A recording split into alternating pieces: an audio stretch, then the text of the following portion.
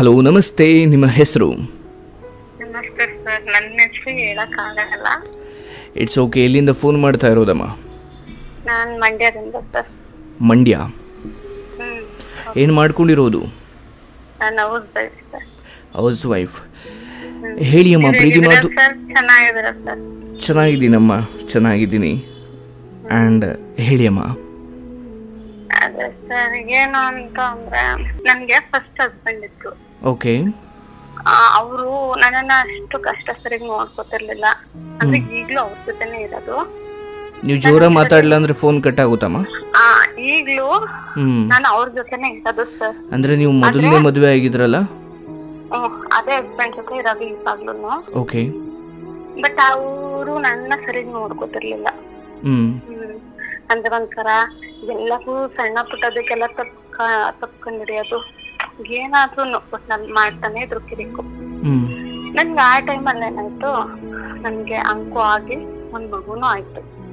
ಮಗು ಆದ್ಮೇಲೆ ಏನಾಯ್ತು, ಇವ್ರ ಫ್ರೆಂಡ್ ಹೊತ್ತು ಮನೆಗ್ ಬರ್ತಿದ್ರು. ನಿಮ್ಮ ಯಜಮಾನ್ರು ಫ್ರೆಂಡ್ ಮನೆಗ್ ಬರ್ತಿದ್ದು ಏನಾಯ್ತು, ಅವ್ರಿಗೂ ನನ್ಗುನು ಅಂದ್ರೆ ಅವ್ರು ನನಗ್ ಪ್ರಪೋಸ್ ಮಾಡಿದ್ರು ಫಸ್ಟ್.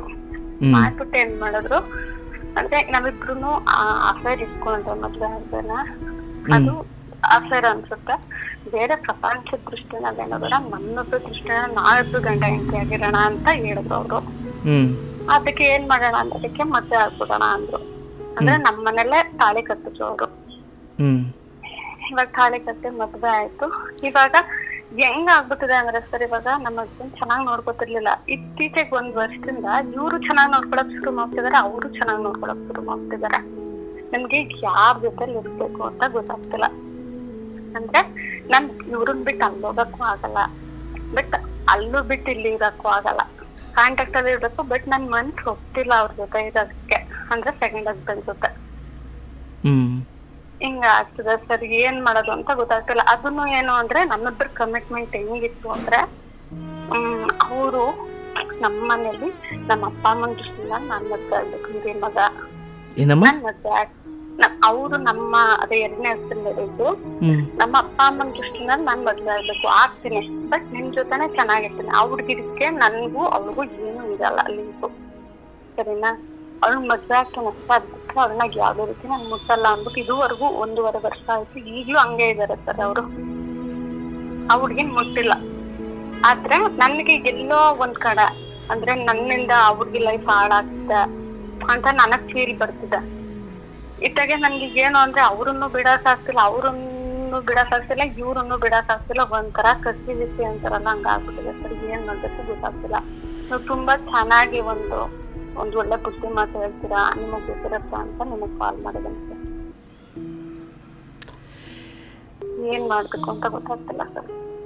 ಇವಾಗ ಹುಡ್ಗಿ ಚೆನ್ನಾಗಿಲ್ಲ ಅಂತ ಹೊಳಗ್ ಬಿಟ್ಕೊಡ್ಬೇಕಾ, ಅಥವಾ ನನಗೆ ಈಗ ಬಿಟ್ಕೊಡ್ಬೇಕು ಅಂದ್ರೆ ಅಷ್ಟು ಸುಲಭ ಅಲ್ಲ ಸರ್.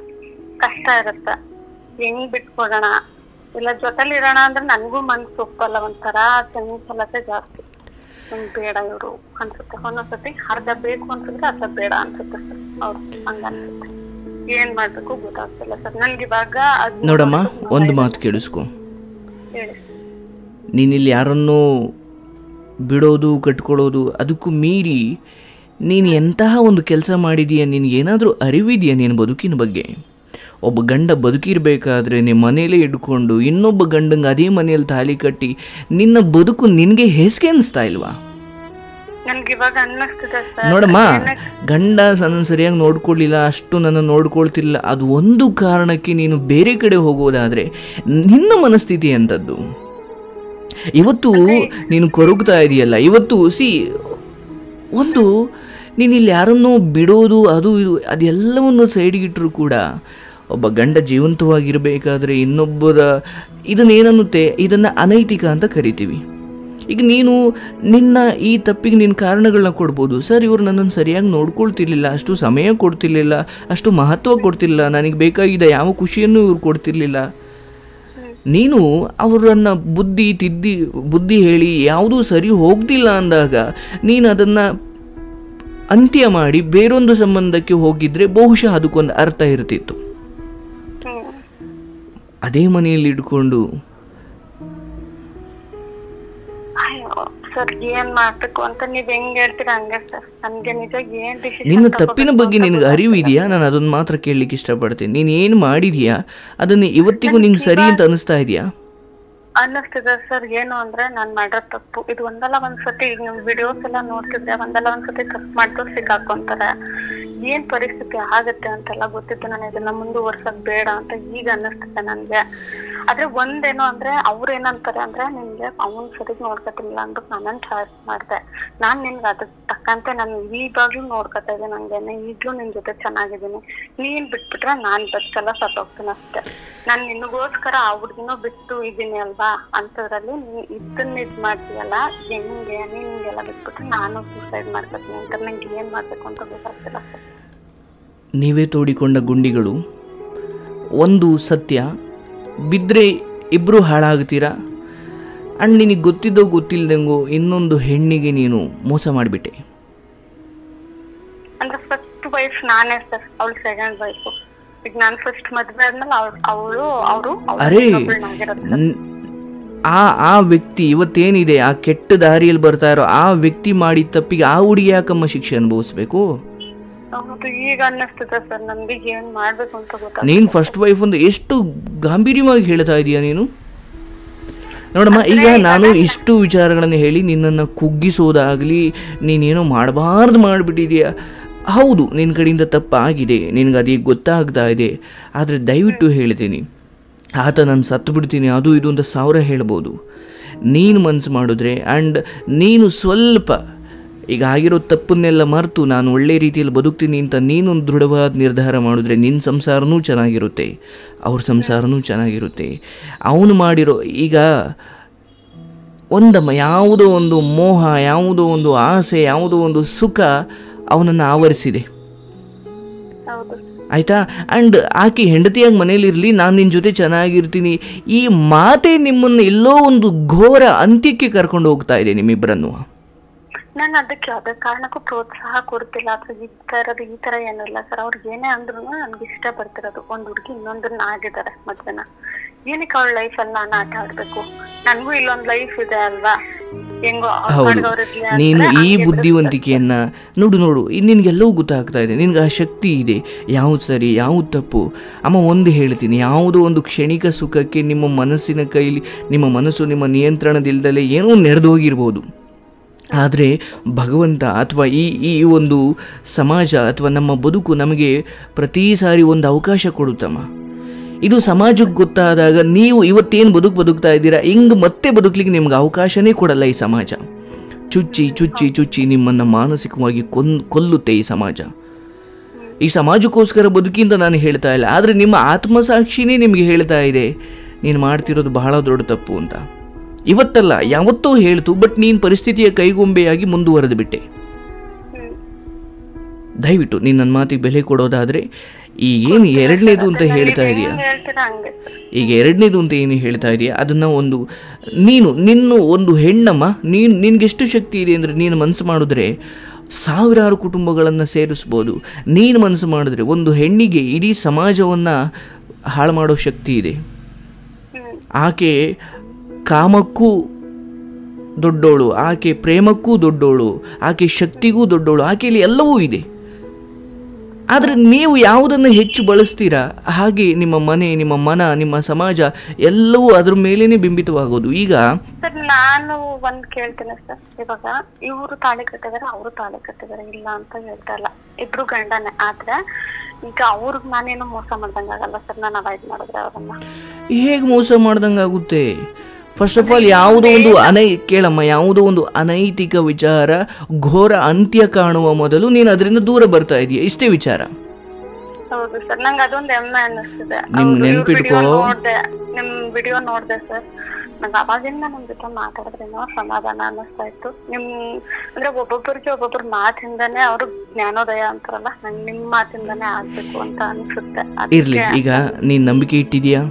ನಾನೊಬ್ಬ ಸ್ನೇಹಿತನಾಗೋ, ಅಣ್ಣನಾಗೋ, ತಮ್ಮನಾಗೋ, ಗೆಳೆಯನಾಗೋ ಬಹಳ ಪ್ರೀತಿಯಿಂದ ನಿನಗೊಂದು ಬೇಡ್ಕೊಳ್ತೀನಿ, ದಯವಿಟ್ಟು ಇವತ್ತಿಗೆ ನೋಡು, ಈ ಸಂಬಂಧಗಳು ಅಥವಾ ಈ ಅನೈತಿಕ ಅಥವಾ ಅವನ ಆಸೆ ಹುಟ್ಟಿಸಿದ್ದು, ನೀನು ಭಾಗಿಯಾಗಿದ್ದು, ಅದು ಇಲ್ಲಿವರೆಗೂ ತುಂಬ ಚೆನ್ನಾಗಿ ಅಂತ ಅನಿಸ್ಬೋದು. ಆದರೆ ನಿನ್ನ ಆತ್ಮಸಾಕ್ಷಿಯನ್ನೇ ನೀನು ಪ್ರಶ್ನೆ ಮಾಡಿಕೊಂಡು ಒಂಟಿಯಾಗಿ ಕೂತು ಯೋಚನೆ ಮಾಡು. ಇದು ಯಾವತ್ತೋ ಒಂದು ದಿವಸ ರಕ್ತಸಿಕ್ತವಾಗಿ ಅಂತ್ಯ ಆಗುವಂತಹ ವಿಚಾರ ಇದು. ಹೌದು ಸರ್, ನಂಗೆ ಅದೇ ಭಯ ಆಗ್ತದೆ ಸರ್. ಅವ್ರು ಏನಂತಾರೆ ಗೊತ್ತಾ ಸರ್, ನೀನು ನೋಡು ನಾನು ಸಿಕ್ಕಾಕೊಂಡ್ರೆ ಏನ್ರಿ ಮಾಡೋದು ಅಂತ ಅಂತಾರೆ. ಸಿಕ್ಕಾಕೊಂಡ್ರೆ ನಾನ್ ನಿನ್ನನ್ನು ಸೇವ್ ಮಾಡ್ತೀನಿ ಅಂತ ಆ ಟೈಮ್ಗೆ ಯಾರ್ಯಾರು ಹೆಂಗೆ ಉಲ್ಟಾ ಹೊಡೆದ್ಬಿಡ್ತಾರೋ ಹೇಳಕ್ ಆಗಲ್ಲ ಅಲ್ವಾ ಸರ್? ಅರೆ, ನಿನ್ನ ಬದುಕನ್ನ, ನಿನ್ನ ನೆಮ್ಮದಿಯನ್ನ ಇನ್ನೊಬ್ರು ನಂಬಿಕೆ ಇಟ್ಟು ನೀನು ಹರಾಜು ಹಾಕೋದು ಬಹಳ ದೊಡ್ಡ ಮೂರ್ಖತನ, ಆಯಿತಾ? ಇಲ್ಲಿ ಮನುಷ್ಯ ಎಲ್ಲರೂ ಸ್ವಾರ್ಥಿಗಳೇ. ಆತ ನಿನ್ನ ಬದುಕಲ್ಲಿ ಬಂದಿದ್ದು ಒಂದು ಉದ್ದೇಶದಿಂದನೇ. ನಾನು ಕೆಟ್ಟ ಉದ್ದೇಶ ಒಳ್ಳೆ ಉದ್ದೇಶ ಅಂತ ಪ್ರತ್ಯೇಕಿಸೋದಕ್ಕೆ ನಾನು ಇಷ್ಟಪಡಲ್ಲ. ಬಟ್ ಯಾವುದು ಸ್ವಾರ್ಥ ಇಟ್ಕೊಂಡೇ ಬಂದರು, ಆಯಿತಾ? ಈಗ ಅದನ್ನೆಲ್ಲ ಸೈಡ್ಗೆ ಇಟ್ಬಿಡೋಣ. ಆತ ಏನೇ ಮಾಡಿಕೊಳ್ಳಿ, ಆತ ಏನೇ ಕಿರ್ಚಾಡಲಿ, ಏನೇ ಅಳ್ಳಿ, ಅದು ಬಿಟ್ಬಿಡಿ. ಆದರೆ ನಿನ್ನ ಬದುಕನ್ನು ನೀನು ಬಂಗಾರ ಮಾಡ್ಕೊಳ್ಳಮ್ಮ. ನಿನ್ನ ಬದುಕನ್ನು, ಸಿಕ್ಕಿರೋ ಅವಕಾಶವನ್ನು, ಆ ಸಂಸಾರವನ್ನು ಒಳ್ಳೆ ರೀತಿಯಲ್ಲಿ ತಗೊಂಡೋಗಿ, ಆಯ್ತಾ? ಗಂಡ ಏನೇ ಇರ್ಬೋದಮ್ಮ, ಆತ ನೀನು ಹೇಳಿದೆ, ಈಗ ಆತನೂ ಒಳ್ಳೆ ಪ್ರೀತಿ ಕೊಡ್ಲಿಕ್ಕೆ ಶುರು ಮಾಡಿದ್ದಾನೆ. ಅವರು ತುಂಬಾ ಚೆನ್ನಾಗಿ ನೋಡ್ಕೊತಾರೆ ಇವಾಗ. ಇಷ್ಟೇ ಅಮ್ಮ.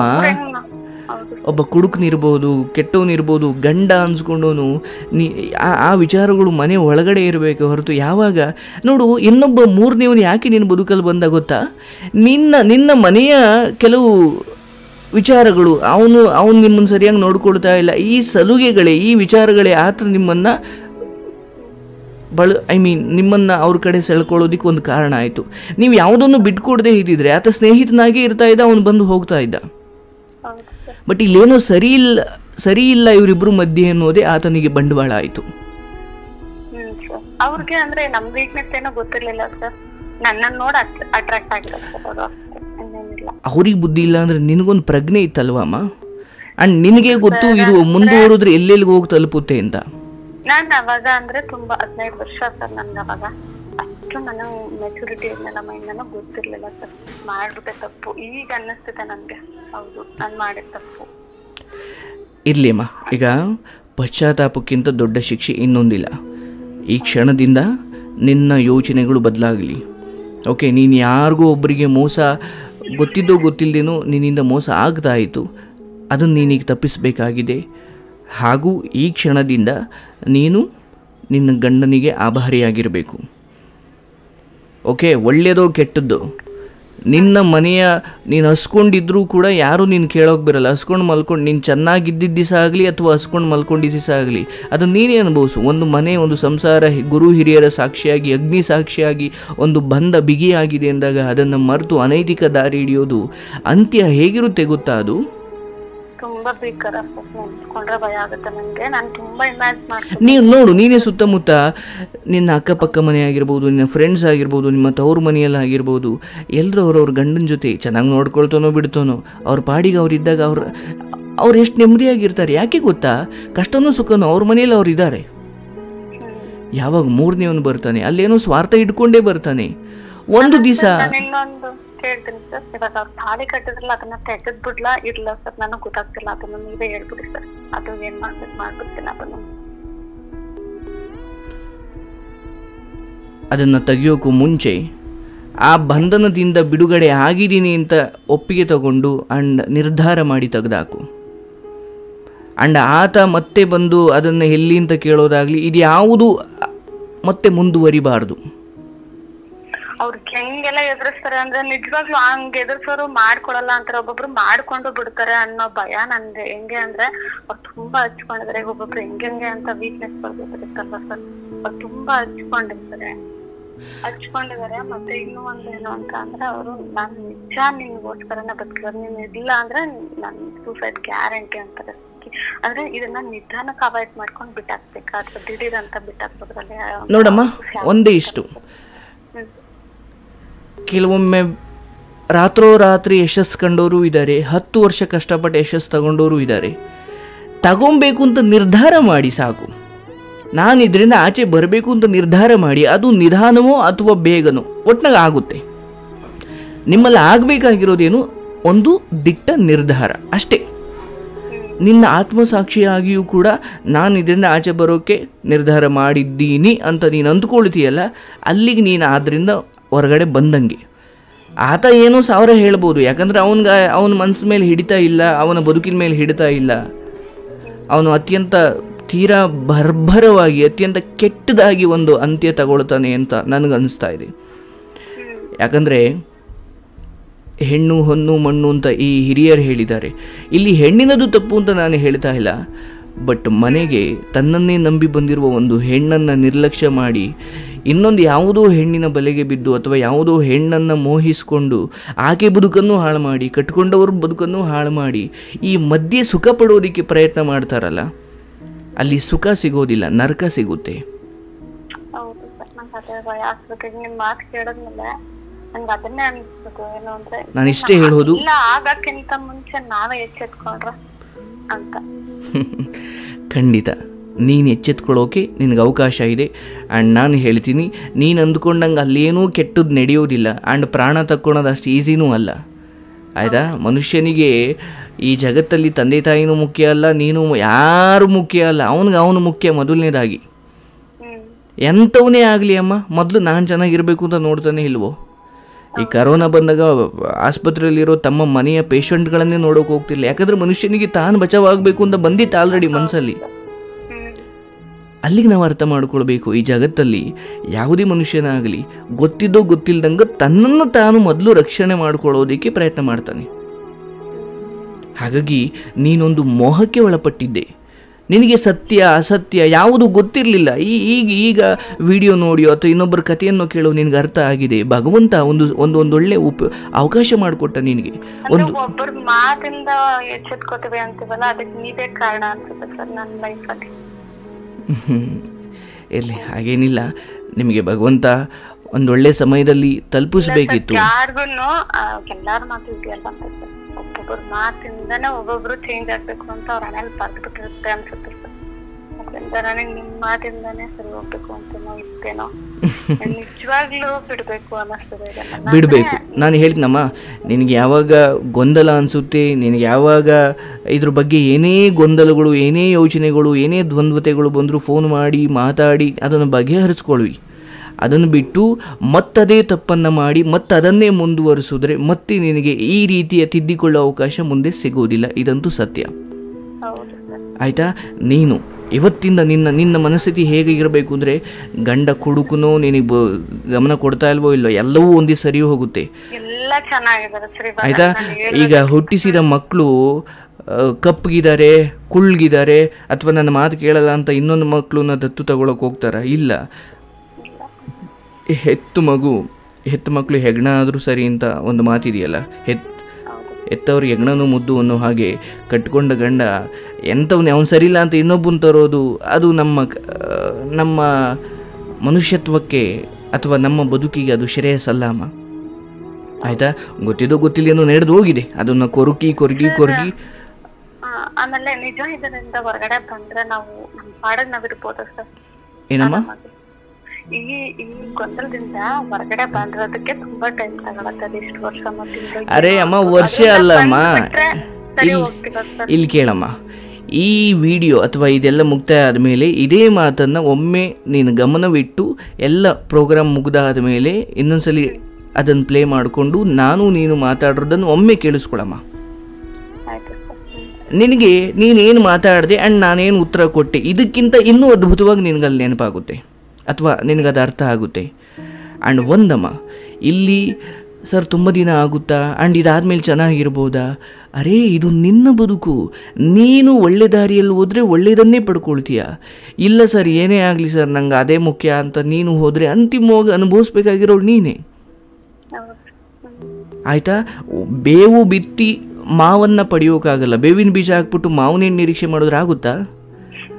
ಹಾಗೆ ನೀನು ಕೆಟ್ಟ ದಾರಿಯಲ್ಲಿ ಹೋಗಿ ಒಳ್ಳೇದಾಗಬೇಕು ಅಂದರೆ ಹೆಂಗಾಗುತ್ತೆ? ನೀನು ಹೋಗ್ತಾ ಇರೋ ದಾರಿ, ಮಾಡ್ತಾ ಇರೋ ಯೋಚನೆ, ಆಯ್ಕೆ ಮಾಡ್ಕೊಂಡಿರೋ ವ್ಯಕ್ತಿಗಳು, ನಾನು ಇಷ್ಟೇ ಹೇಳೋದು, ಎಲ್ಲಿವರೆಗೂ ಮನುಷ್ಯ ಕ್ಷಣಿಕ ಸುಖಕ್ಕೆ ದಾಸನಾಗ್ತಾನೆ, ಆತನ ಅಂತ್ಯ ಆ್ಯಂಡ್ ಆತನ ಬದುಕು ಯಾವ ಗೌರವಗಳಿಂದಲೂ ತುಂಬಿರೋದಿಲ್ಲ. ಯಾವ ಗೌರವವನ್ನು ನೀವು ನಿರೀಕ್ಷೆ ಮಾಡೋಂಗಿಲ್ಲ.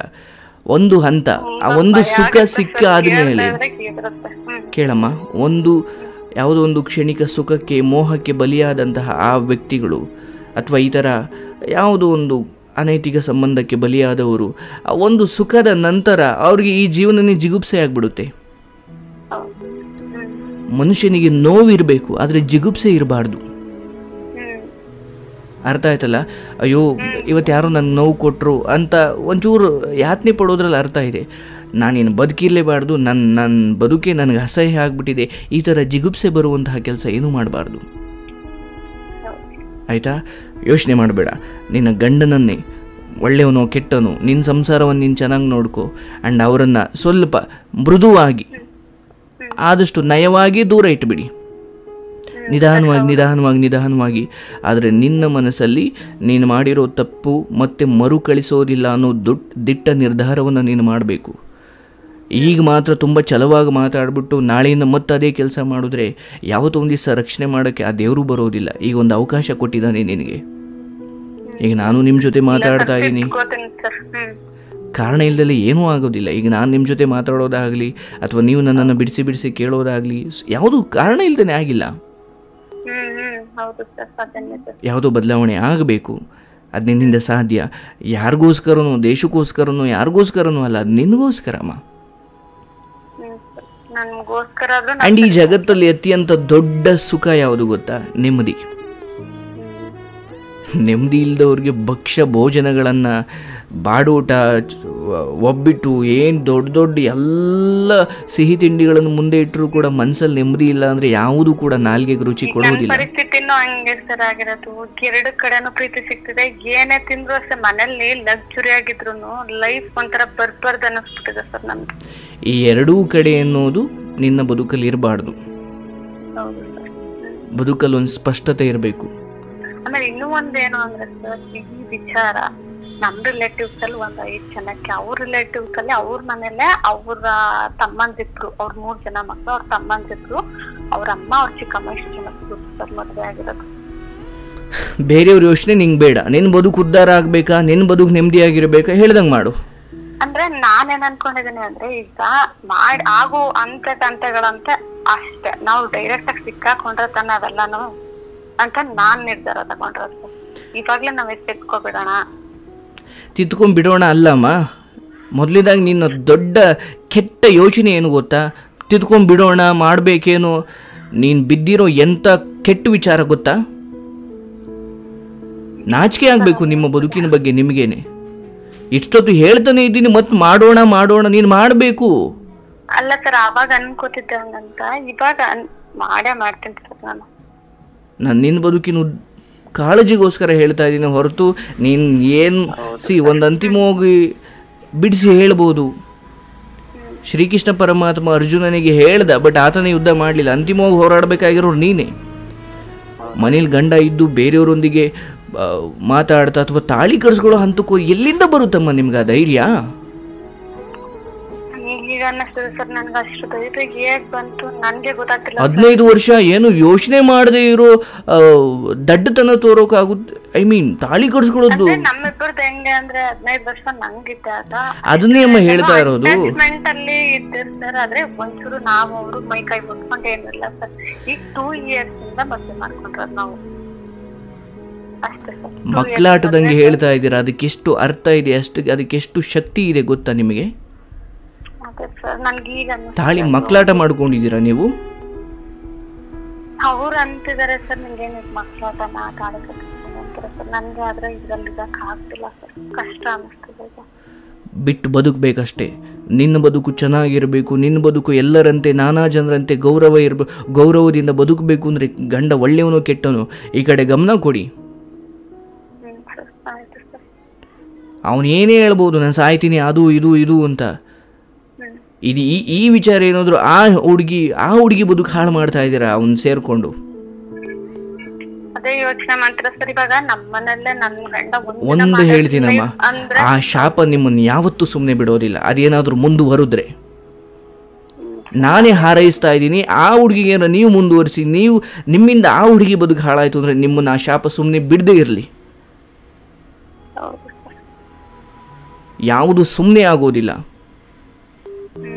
ಮನ್ಸಾರೆ ಹೇಳ್ತಾ ಇದ್ದೀನಿ, ನೀವೇನಾದರೂ ಮುಂದುವರೆದಿದ್ದೆ ಆದಲ್ಲಿ ಅವನೇನೋ ಸಾಯ್ತೀನಿ ಅದು ಇದು ಅಂದ್ಕೊಂಡು ನೀವು ಯಾವುದನ್ನು ಒಪ್ಪಿಗೆ ಕೊಡೋದ್ರಿಂದ ಇನ್ನೊಂದು ಹೆಣ್ಣಿನ ಇಡೀ ಸಂಪೂರ್ಣ ಮಾಂಗಲ್ಯ ಬದುಕೆ ಹಾಳು ಮಾಡ್ತಾ ಇದ್ದೀರಾ ನೀವು ಸೇರಿಕೊಂಡು.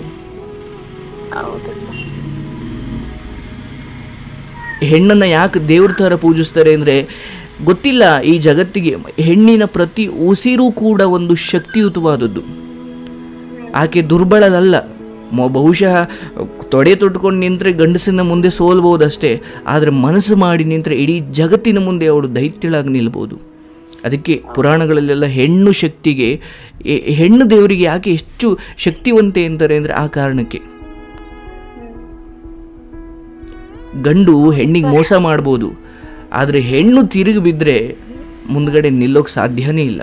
ಅದನ್ನೇ ನಾನು ಯೋಚನೆ ಮಾಡ್ತಿದ್ದೀನಿ. ತುಂಬಾ ನೋವನ್ನು ಹೋಗ್ತಿದ್ವಿ ಲೈಫಲ್ಲಿ, ನಾನೇ ಆಗ್ಲಿ ನಮ್ಮ ಸಿಸ್ಟರ್. ಓಕೆ, ಒಳ್ಳೇದಾಗಲಿ. ಅದ್ರ ಬಗ್ಗೆ ಹೆಚ್ಚು ಯೋಚನೆ ಬೇಡ. ನಾನು ಭಾಳ ಪ್ರೀತಿಯಿಂದ ಹೇಳ್ತೀನಿ, ನೀನೇನು ಮಾಡಬಾರ್ದೇನು ಮಾಡಿಲ್ಲ, ಆದರೆ ನನಗೆ ಅಷ್ಟೇ ಗೌರವದಿಂದ ನಾನು ಈಗಲೂ ನಿನಗೆ ರೆಸ್ಪೆಕ್ಟ್ ಕೊಡ್ತೀನಿ. ನೀನೇನೋ ಮಾಡಬಾರ್ದು ಮಾಡಿ. ನಾನು ಇಷ್ಟು ಯಾಕೆ ಹೇಳಿದೆ ಅಂದರೆ ನಿನಗೆ ಆ ತಪ್ಪು ಮತ್ತೆ ಮರುಕಳಿಸದೇ ಇರಲೇನೋ ಅಷ್ಟೇ ಉದ್ದೇಶ. ನೀನು ನಂಬಿಕೆ ಇಟ್ಟು ನನ್ನನ್ನು ಕೇಳಿದೀಯಾ, ಅದೊಂದು ಸ್ಥಾನ ನಾನು ಉಳಿಸ್ಕೊಳ್ಳೋಕೆ ಪ್ರಯತ್ನ ಮಾಡ್ತೀನಿ. ಆ್ಯಂಡ್ ನೀನು ಪ್ರತಿ ಸಾರಿ ಆ ಕಡೆ ಗಮನ ಹೋಗ್ತಾ ಇದೆ, ಆಗ್ತಾ ಇಲ್ಲ ಅಂದಾಗ ಈ ಥರ ವೀಡಿಯೋಸ್ಗಳು ಕೇಳು. ನಿನ್ನ ಕಥೆಯನ್ನೇ ನಾನು ರೆಕಾರ್ಡ್ ಮಾಡಿ ಅಲ್ಲೇ ಬಿಟ್ಟಿರ್ತೀನಿ, ನಿನ್ನ ಕಥೆಯನ್ನೇ ನೀನು ಕೇಳು. ಓಕೆ, ಒಳ್ಳೇದಾಗಲಿ.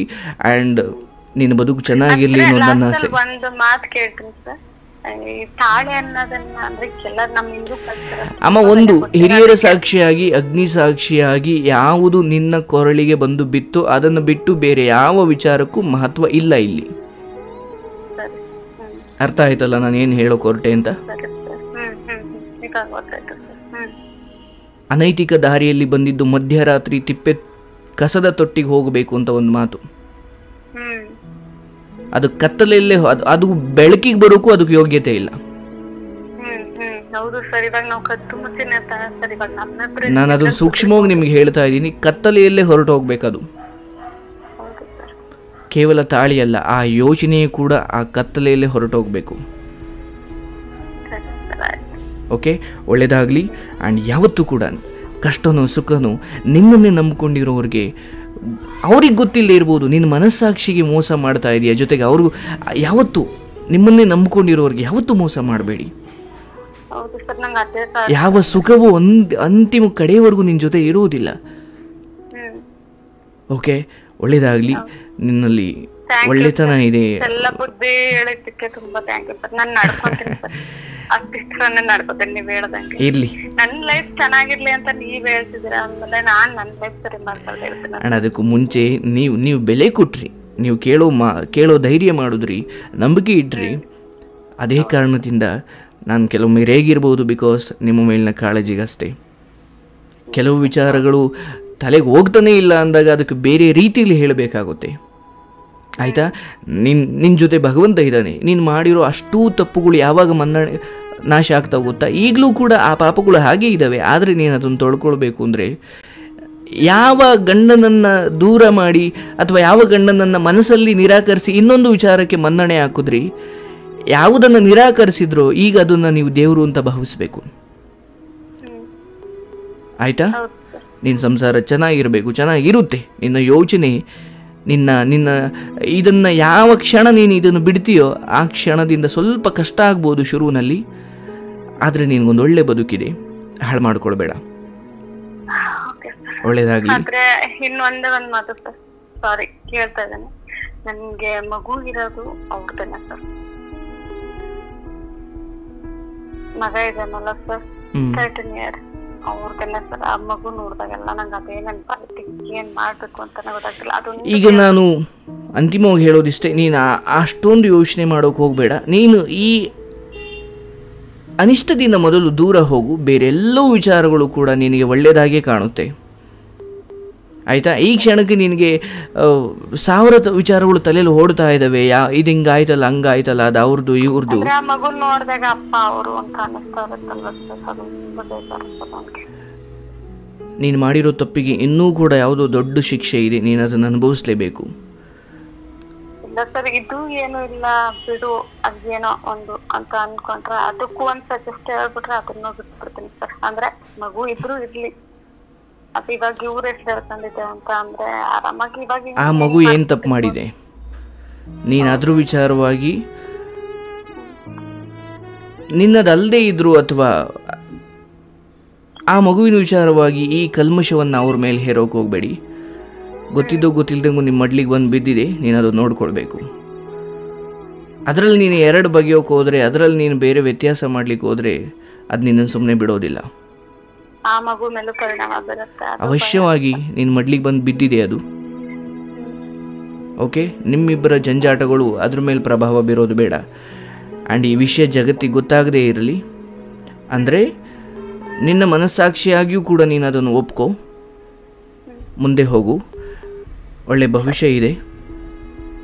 ಓಕೆ, ಆ್ಯಂಡ್ ಈ ವಿಚಾರವಾಗಿ ಮೊದಲು ನೀನು ಮಾಡಬೇಕಾಗಿರೋದು, ಈ ಯಾವುದೋ ಒಂದು ಕೆಟ್ಟ ಸಂಗತಿಯಲ್ಲಿ ಈ ಕ್ಷಣದವರೆಗೂ ನೀನು ಅದು ಕಂಡುಕೊಂಡಿದೆಯಾ, ಅದರಿಂದ ಆಚೆ ಬಾ. ಓಕೆ, ಒಳ್ಳೆಯದಾಗಲಿ. ಆ್ಯಂಡ್ ಮನೆಯಲ್ಲಿ ಮತ್ತು ನಿಮ್ಮ ಮನಸ್ಸಲ್ಲಿ ಆದಷ್ಟು ಒಳ್ಳೆ ಯೋಚನೆ ಮಾಡಿ. ಆ್ಯಂಡ್ ನೀನು ಯಾವುದನ್ನು ಈಗ ಆಲ್ರೆಡಿ ಬಿಟ್ಟಿದ್ದೀನಿ ಅಂತ ಈ ಕ್ಷಣನೇ ನಿರ್ಧಾರ ಮಾಡು. ನೀನು ಯಾವುದಕ್ಕೂ ಅಂಟ್ಕೊಂಡಿಲ್ಲ, ನೀನೇನು ತಪ್ಪು ಮಾಡಿಲ್ಲ. ತಪ್ಪು ಮಾಡಿದ್ದಕ್ಕೆ ನೀನು ಪಶ್ಚಾತ್ತಾಪ ಪಟ್ಟಿದೀಯಾ? ಓಕೆ, ಅದನ್ನೇ ದೊಡ್ಡದು ಮಾಡಿ ಬರೋ ದಿನಗಳನ್ನು ಹಾಳು ಮಾಡಿಕೊಂಡು, ನಿನಗೆ ಆರೋಗ್ಯ ಕೊಟ್ಟಿದ್ದಾನೆ, 3 ಹೊತ್ತು ಊಟ ಕೊಟ್ಟಿದ್ದಾನೆ, ಇರೋಕೆ ಮನೆ ಕೊಟ್ಟಿದ್ದಾನೆ. ಬಟ್ ನಿಮ್ಮದೇ ಕೆಲವು ನಿರ್ಧಾರಗಳಿಂದ ನಿಮ್ಮ ಬದುಕನ್ನು ನೀವು ಹಾಳು ಮಾಡ್ಕೊಂಡ್ರಿ. ಇನ್ನೂ ಏನೂ ಆಗಿಲ್ಲ, ಈಗಲೂ ತಿದ್ಕೊಳ್ಳೋಕೆ ಅವಕಾಶ ಇದೆ. ಅದಕ್ಕೆ ನಾನು ಒತ್ತಿ ಹೇಳ್ತಾ ಇದ್ದೀನಿ, ಒಳ್ಳೆಯದಾಗಲಿ, ನಿಮ್ಮ ಬದುಕು ಚೆನ್ನಾಗಿರಲಿ ಅಂತ ನಾನು ಹಾರೈಸ್ತೀನಿ. Thank you. ಆ್ಯಂಡ್ ಇನ್ನೊಂದು, ಅದನ್ನು ಯಾವುದೇ ಕಾರಣಕ್ಕೂ ನೀನು ಮುಂದುವರಿಸಿದ್ದೆ, ಅದನ್ನು ನನಗೆ ಗೊತ್ತಾಗದೇ ಇರ್ಬೋದು, ಬಟ್ ಅದು ನಿನ್ನ ಸುಮ್ಮನೆ ಬಿಡಲ್ಲ. ಇದೊಂದು ನಿಮಗೊಂದು ಪುನರ್ಜನ್ಮ. ಒಳ್ಳೆಯದಾಗಲಮ್ಮ. Thank you, ಒಳ್ಳೆಯದಾಗಲಮ್ಮ.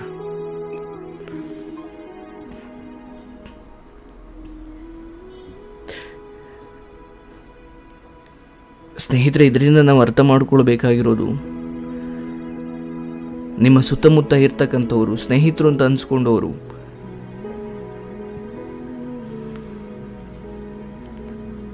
ನಿಮಗೆ ಮೋಹಿತರಾಗಿ ನಿಮ್ಮನ್ನು ಯಾವ ಕ್ಷಣದಲ್ಲಾದರೂ ಅವರು ನಿಮ್ಮನ್ನು ಕೆಟ್ಟ ದಾರಿಯಲ್ಲಿ ಉಪಯೋಗಿಸ್ಕೊಳ್ಳೋದಕ್ಕೆ, ಒಲಿಸ್ಕೊಳ್ಳೋದಕ್ಕೆ ಪ್ರಯತ್ನ ಮಾಡ್ಬೋದು.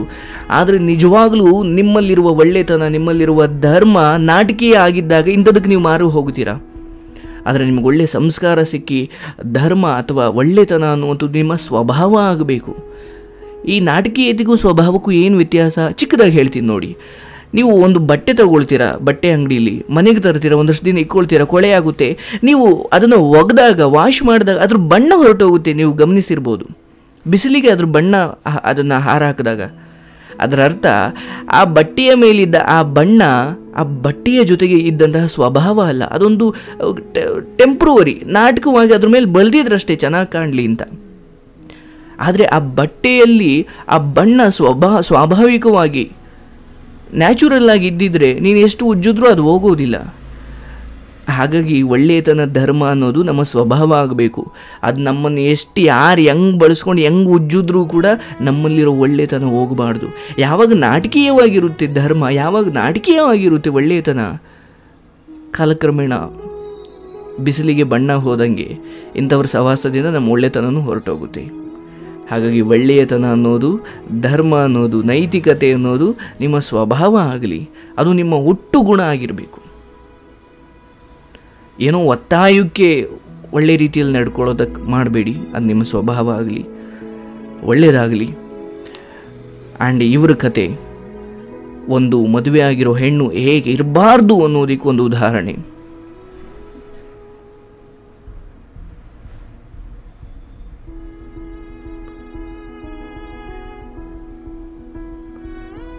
ನನ್ನ ಅವಧಿಗೆ ಅವ್ರನ್ನ ಬಿಡಿಸಿ ಹೇಳಿದೆ, ಗೊತ್ತಿದ್ದೋ ಗೊತ್ತಿಲ್ಲೇನೋ ನಡೆದು ಹೋಗಿದೆ. ನೀವು ಪ್ರಾಣ ತಕ್ಕೊಳ್ಳಿಂದ ನಾನು ಹೇಳ್ತಾ ಇಲ್ಲ, ಬಟ್ ತಿದ್ಕೊಳ್ಳೋಕೆ ಅವಕಾಶ ಇದೆ. ಏನು ಎಲ್ಲರೂ ತಪ್ಪು ಮಾಡಲ್ಲ ಅಂತೇನಿಲ್ಲ, ಎಲ್ಲೋ ಒಂದು ಕಡೆ ತಪ್ಪು ಆಗುತ್ತೆ, ಬಟ್ ಒಂದು ಕ್ಷಮೆ ಇದೆ. ಆದರೆ ಪುನಃ ಅದೇ ಆದರೆ ಭಗವಂತನೂ ಕೂಡ ಕ್ಷಮಿಸೋದಿಲ್ಲ.